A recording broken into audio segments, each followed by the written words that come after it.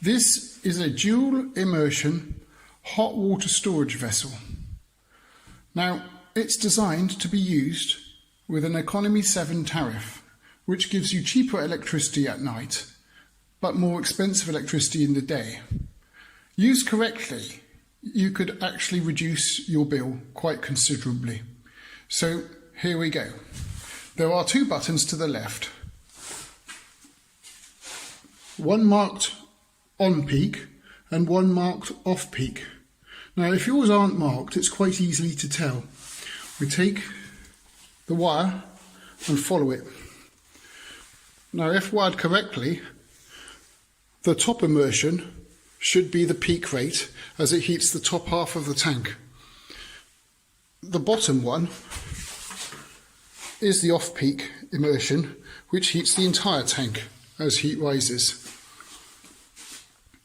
Having both switched on will cost you lots of money because, as you can hear,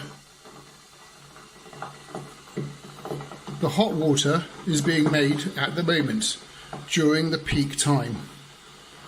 The water will then heat the whole tank up, starting with the top half of the tank. And then when it gets to night time, when your cheap electricity flows, which is normally from 11:30 to 6:30, the water will already be hot. So there will be no work left to do for your off-peak electricity. So then you'll be spending about double on your hot water. So the correct way of using it is to have this switch turned off, which is the top immersion,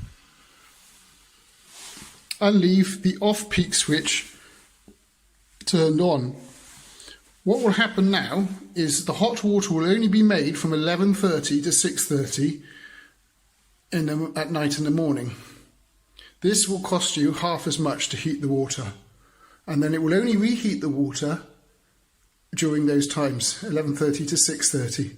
If you do happen to run out of hot water, you can always turn the peak immersion on, but I would then turn it off as soon as it's done, because that will cost you loads of money if you leave it on.